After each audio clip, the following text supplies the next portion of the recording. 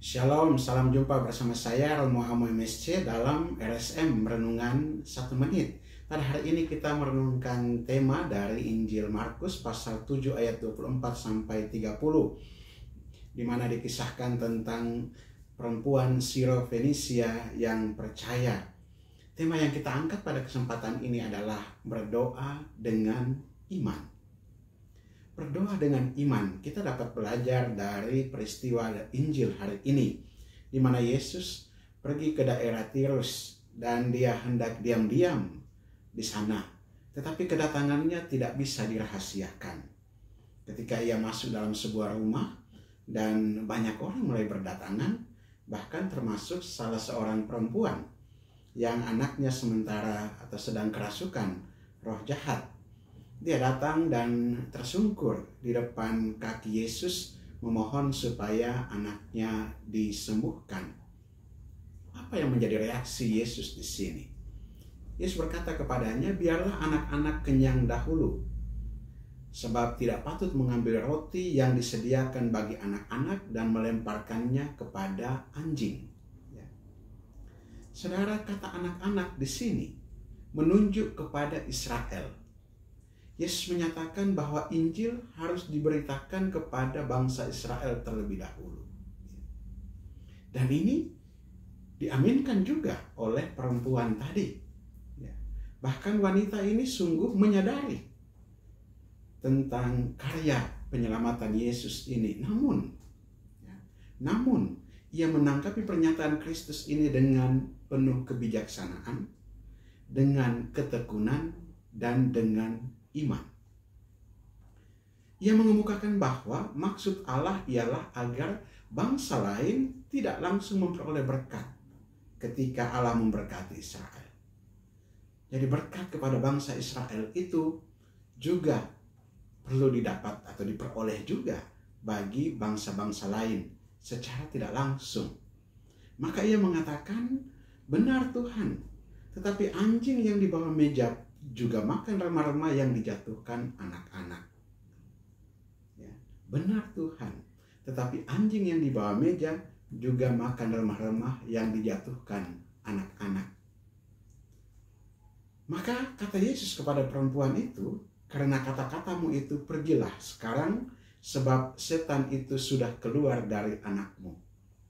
Perempuan itu pulang ke rumahnya, lalu didapatinya anak itu terbaring di tempat tidur, sedangkan setan itu sudah keluar. Saudara, luar biasa jawaban yang bijaksana dari perempuan Siro-Fenisia ini. Dia menjawab dengan penuh kebijaksanaan, ketekunan, dan iman. Ini salah satu contoh penting yang perlu untuk kita tanggapi secara serius dalam setiap doa-doa dan permohonan kita. Dan wanita itu mendapatkan balasan dari Kristus, dan Kristus menyembuhkan anaknya yang kerasukan setan itu. Orang yang percaya ketika berdoa, baik untuk dirinya sendiri maupun untuk orang lain, harus bertekun dalam doa. Dan kadang-kadang bahkan berbincang-bincang dengan Allah, bertekun dalam doa dan berdoa dengan iman. So, kadang-kadang kita berdoa mengharapkan supaya campur tangan Tuhan cepat terjadi atas kehidupan kita maupun anggota keluarga kita. Memang kita mengharapkan demikian. Dan kita memohonkan sungguh-sungguh. Tetapi kita tidak bisa memaksa Tuhan untuk melaksanakan kehendaknya atas kita. Inilah juga pembelajaran bagi kita untuk bertekun dalam iman. Bertekun dalam doa-doa kita. Bertekun di dalam iman yang benar berarti percaya kepada Allah dalam segala keadaan dan tetap setia kepadanya. Bahkan ketika dalam kesulitan yang besar dan tampaknya bahwa Tuhan tidak memperhatikan. Ini satu penegasan yang penting untuk kita sekalian. Bertekun di dalam iman yang benar berarti percaya kepada Allah dalam segala keadaan dan tetap setia kepadanya bahkan ketika dalam kesulitan yang besar dan tampaknya Tuhan tidak memperhatikan. Dan inilah ujian iman bagi kita sekalian. Dalam Lukas pasal 18 ayat 1-7 juga dikatakan di sana supaya kita selalu berdoa dengan tidak jemu-jemu, supaya dapat melakukan kehendak Allah bagi kehidupan kita.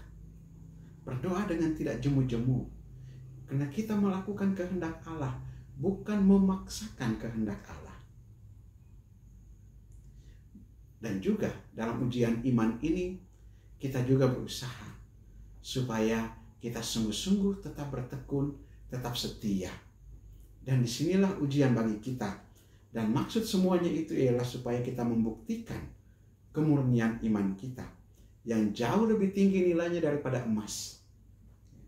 Yang jauh lebih tinggi ketika kita diuji kemurnian kita, diuji iman kita demi kemuliaan Allah. Marilah kita berdoa. Allah Bapa kekal dan kuasa, kami mengucap syukur dan berterima kasih kepadamu. Pada hari ini Engkau memberikan pembelajaran bagi kami untuk berdoa dengan iman yang tekun. Kami senantiasa berdoa dan mengucap syukur kepadamu. Dan kami senantiasa mengarahkan hati kami kepadamu. Tetapi Tuhan, seringkali juga kami dalam kelemahan dan keterbatasan kami tidak sabar dan tidak tekun. Bahkan kadang-kadang iman kami lemah dalam doa-doa kami. Kami mempersembahkan kepadamu segala kelemahan dan keterbatasan kami ini. Kuatkanlah iman kami Tuhan.